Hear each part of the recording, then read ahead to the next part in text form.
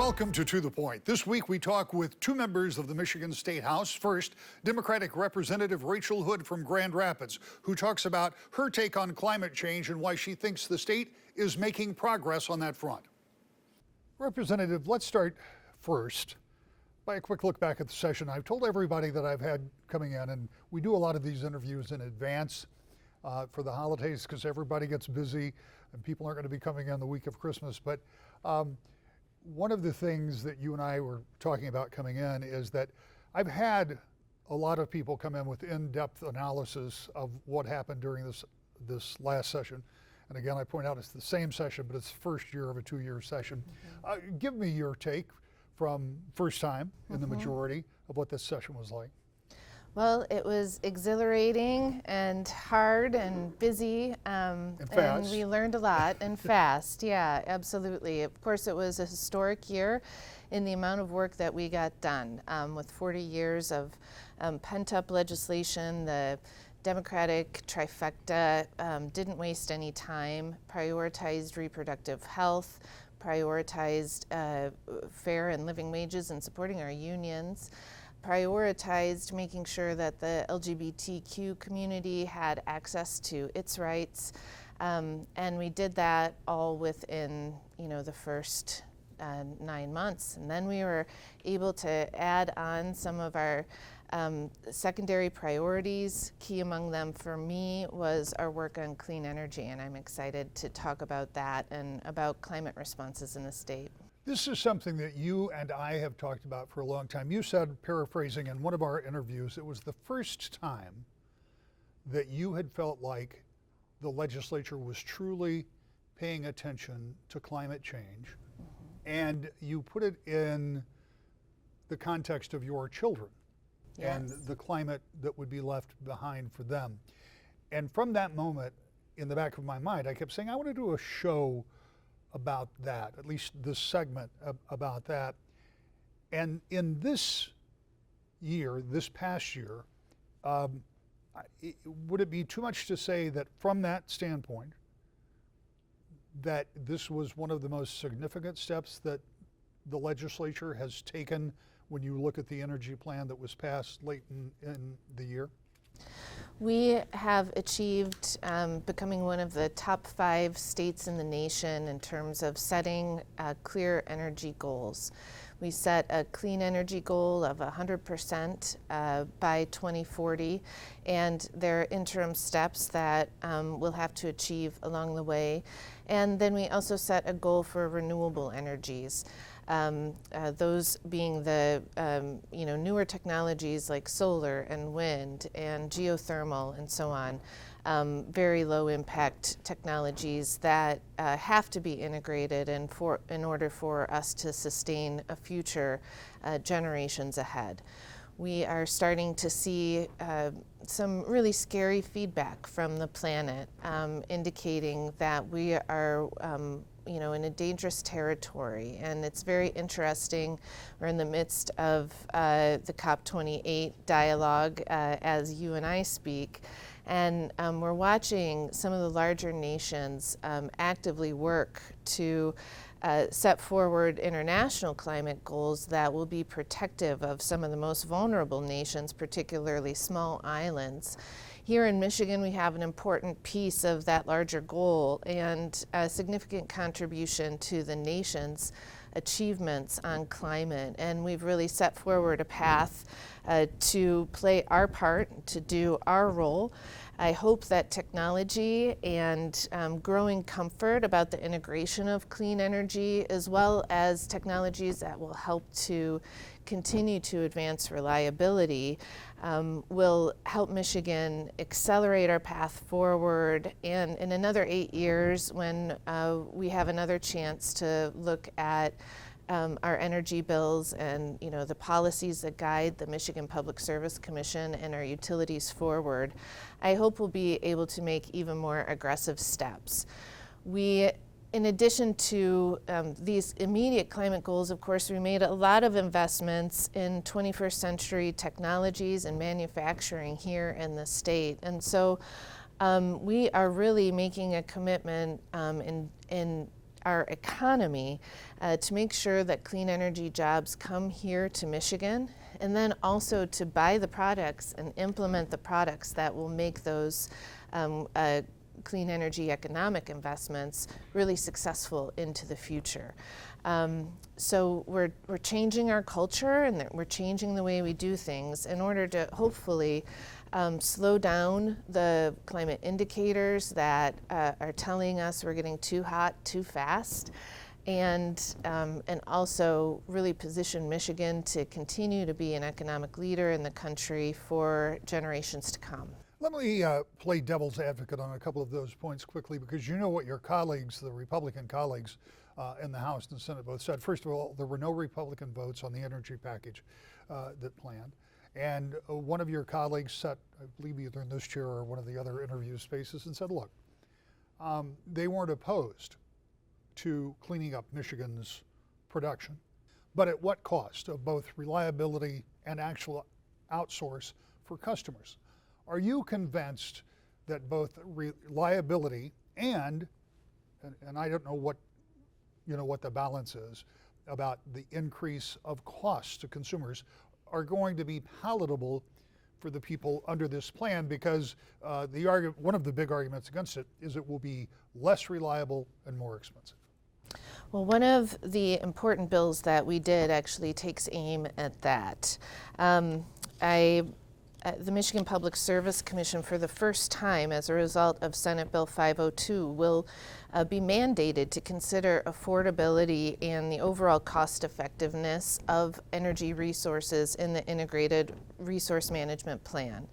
We also know that when we are applying community solar or larger scale solar, that we are saving our ratepayers dollars. So these investments in clean energy will help to balance and hopefully even reduce the cost of energy by folks anticipate about 10% for people in Michigan. Historically, we have paid some of the highest rates, and especially in the last few years, we have seen terrible reliability from our utilities. So this increases accountability and increases the power that the Public Service Commission has to consider affordability as a key goal of our energy systems. And I think that that will help us moving forward. And we'll continue to do more in the spring. We hope to circle back to those questions of energy reliability and accountability for our utilities. We know that people are significantly harmed when the energy goes out and you lose, that grocery run of food and your ability to work at home is disrupted, et cetera. So we know that this is really important for the state.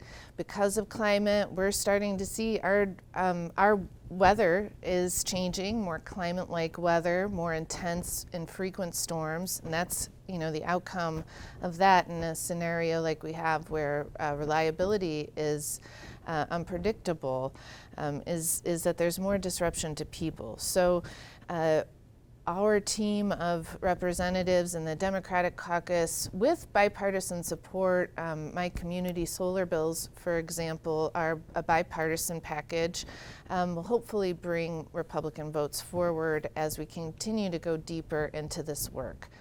We're going to run out of time, as we always do, but let's talk a little bit about those community solar bills. What does that look like in terms of having more local production? Yeah, community solar is a smaller scale, 3 megawatt to 5 megawatt solar array. So it fits into our neighborhoods, into that underutilized parking lot in a church, into the rooftops of an industrial development, for example. It's in comparison to 20 megawatt plus utility scale solar arrays. These are the types of things that fit into our neighborhoods, and they're brought to us by private developers who are plugging in and paying for resources to plug into the state's utility grid. They also have to pay up front for those connections, making sure that their solar can get onto the grid and distributed appropriately. So we then have private dollars coming in to improve reliability right in our neighborhoods. And we have more energy autonomy, the ability to create solutions in our own communities by allowing community solar. There is an economic benefit that's been proven, delivering that 10% savings to ratepayers. And right now, particularly in Southeast Michigan and the DTE service area, people don't know from day to day if they're going to have reliable energy. So if we're able to establish a pathway forward to allow the private market to meet the utilities and citizens together, work together, and invest in strategic spots to upgrade the grid and deliver that energy right here in our neighborhoods, we'll be reducing the amount of energy that we need to pull from out of state, which is currently 7 to 8%. We'll be creating living wage jobs, union jobs, and we'll be helping people with those immediate reliability issues. Utilities are big corporations. It takes a few years for them to move. But these developers in the 22 states that allow for community solar, they're able to do these plug and play 5 megawatt projects really rapidly. So I think it is an important step in bridging the gap to the bigger clean energy and renewable energy solutions that we have in our forecast, and will help us in the immediate years as we work on these reliability issues and help to deliver affordability now. Up next, why one lawmaker is concerned about foreign influence in Michigan and the United States. To the point. Welcome back to the Point. Ottawa County Republican Representative Luke Meerman says in addition to all the issues facing the state, the question of foreign influence is one that concerns him. Representative, let's start with this last session. We've been doing very narrow, quick dissections because we've had a long, deep dive into it. As a Republican in the minority for the first time in the House, not the greatest year for you, but no. That is kind of the consequences of elections, right? Yes, absolutely. Do you think that as the year progressed, you started having an opportunity to work more with Democrats, or was it kind of their fulfillment of a lot of agendas that they had been deprived of for years? The latter, Yeah. their fulfillment of this agenda for 40 years, where they had felt Michigan's on the wrong path and they needed that trifecta in order to, accomplish some of their biggest goals. And for me, those were extremely hard to watch happen because I think it sets us back as a state. As far as working with the Democrats, I believe I've had a good relationship across the aisle with many of my colleagues over there, and it was always hard when those big things were happening that were at our cores. I'm talking about Democrat, and Republican cores. Were just at complete odds, and it just really stalled the bipartisan stuff. It took a lot of air out of the room and kept, I think, some of the more bipartisan things from happening. But I don't think the relationships were necessarily harmed, but it certainly slowed things down. When you look ahead at what may be happening, we know for that short period of time, the first of the year, you're going to have 54, and I've mentioned in previous shows that I anticipate, not because somebody has told me, but I anticipate that there aren't going to be any floor votes on anything that is going to be significantly polarizing, because they'll wait until Democrats get back to 56, as I assume they will, by sometime in late spring or early spring, perhaps. Yep. Is that kind of your take of what's going to go on when you go back on January 10th? Yes. As far as I understand it, my guess is that we won't be taking votes on the House floor till mid-April, until they have their majority back. But, I think shared power could happen. It has happened in the past, and some of the, I think, better times for Michigan have been under that shared power agreement for a couple of years. There's nothing wrong with shared power. It's not like one party can get an edge over another. It's just where the bipartisan things will actually start moving.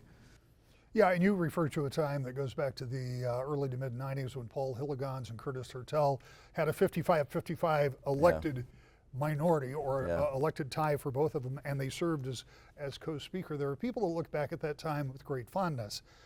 That's over 30 years ago. It was a completely different political atmosphere. Do you think that's a possibility, particularly knowing that this is only a short-term situation for Democrats? No, I don't think it's a possibility. I'm just saying it could happen physically, like if Speaker Tate decided to go ahead and get a lot of bipartisan things done, we could take a lot of votes. You know, we've got hundreds of things out there that could get done that 70% of the caucus would vote for in the House, Republicans and Democrats. I think it's time to get a lot of those things moving. One of the things you were very active on when you were not in this session, in the last session, you were very focused on school safety before and following the shooting at Oxford.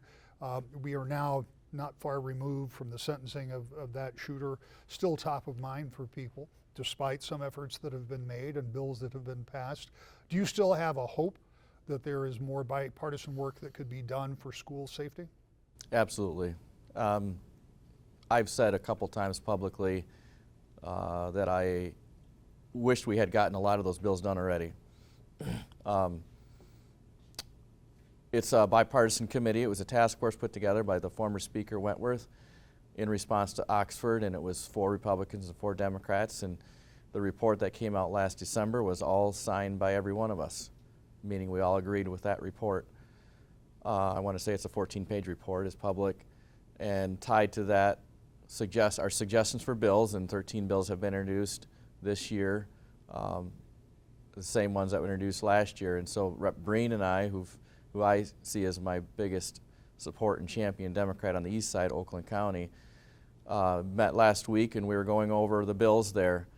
If you look at the guidepost report that came out that Oxford School Board hired to do a report, you'll see that they're pointing to training, a lot of training and missteps.